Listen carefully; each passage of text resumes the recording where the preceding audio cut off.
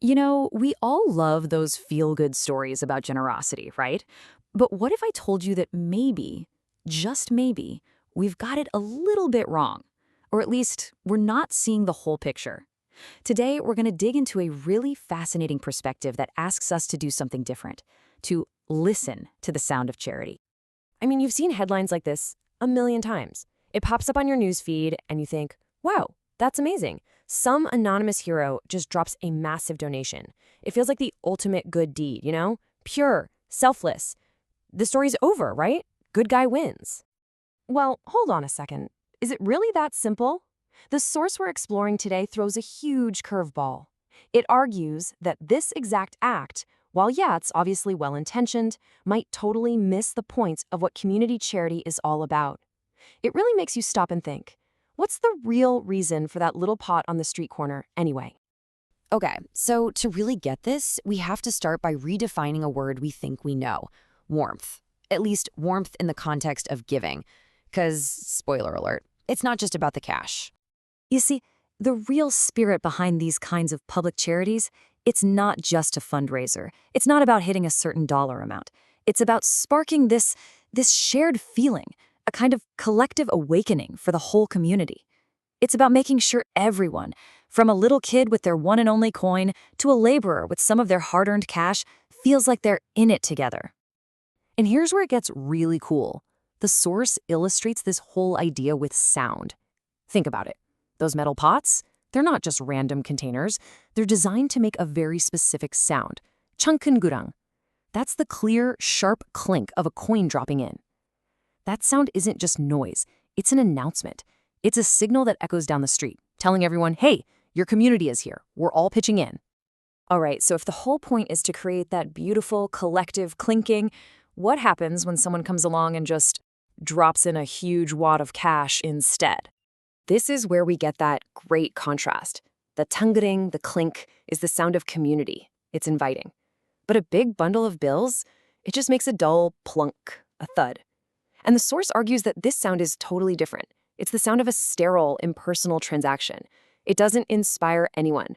In fact, it kind of does the opposite. It shuts the whole process down, making their own small coin feel, well, kind of worthless. And that right there, that's the absolute heart of the argument. The money is actually secondary. The real goal is to awaken a kind of collective empathy. It's about training ourselves, as a community, to notice and care for the people on the margins, the ones we might otherwise just walk past. That little pot is just a tool to build that muscle of awareness. Okay, so a big donation might miss the point on the whole community spirit thing. I get that. But it's still helpful, right? It's still money for a good cause. Well, this is where the source takes a really sharp turn. It suggests that this kind of giving, this misguided mercy, can actually be harmful. I know, it's a pretty wild question. When does a good deed become a destructive act? It sounds extreme, but the source tackles this head-on with a really powerful analogy to explain exactly how giving someone a ton of money can, believe it or not, end up hurting them. So let's walk through this.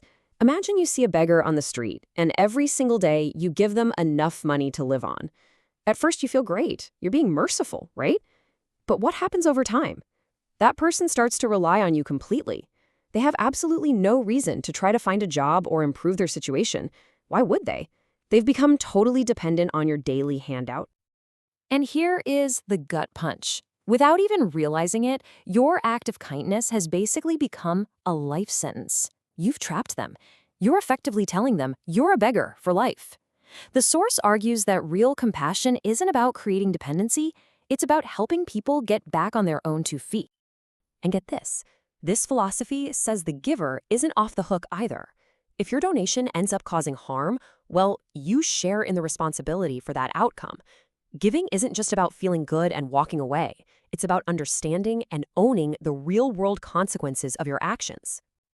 So, does all this mean that giving a lot of money is just bad? No, not at all. The source isn't saying that. It's just arguing that big donations demand a totally different and much more thoughtful approach. There's a right way and a wrong way to do it. There is a wisdom to giving big. And the guiding principle is actually pretty simple. A small coin, Yeah, that belongs in the pot. Its job is to clink and to get other people to join in. But a huge donation, we're talking millions. That comes with a massive responsibility, a responsibility you just can't fulfill by dropping it in a box and walking away. So, what's the right way? The source lays out a really clear path. If you have a lot to give, you have to get involved. You go to the organization's office, you meet the people, let them welcome you, see what they do with your own eyes, understand their real needs, and learn from them. This isn't just a transaction anymore. It's a relationship. You can contribute your ideas and find ways to help that go way beyond just the money. I think this sums it up perfectly. That pionk, the thud of cash hitting the bottom of a box, that's an ending. The deal is done. But showing up, building a relationship, and engaging with the cause, that's a beginning. It's the start of a real partnership, one that creates so much more value for everyone. All right, now let's zoom out, because the source takes this whole idea, this philosophy of responsible engagement, and applies it to something even bigger. It applies it to our role as citizens. And this next part might be the most controversial idea of all. The source suggests that if you have money to give but you don't really know where to put it, you should give it to the government. Yeah, I know.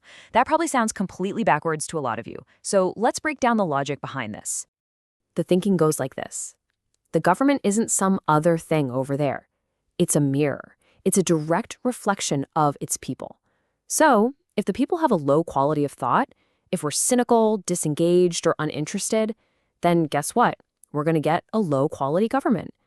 At the end of the day, the government is the face we as a people show to the world. So what's our duty as citizens? It's not just to sit back and criticize everything. It's to engage.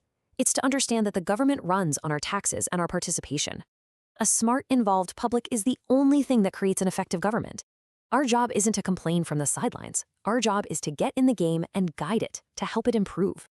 And all of this leaves us with a big, final question to chew on. It's asking us to think beyond just writing a check. From the smallest coin in a charity pot to how we show up as citizens, the ultimate goal shouldn't just be to make our society wealthier, it should be to make it wiser. So how do we do that? How do we make sure our acts of giving, big and small, are always the start of something and never just the end?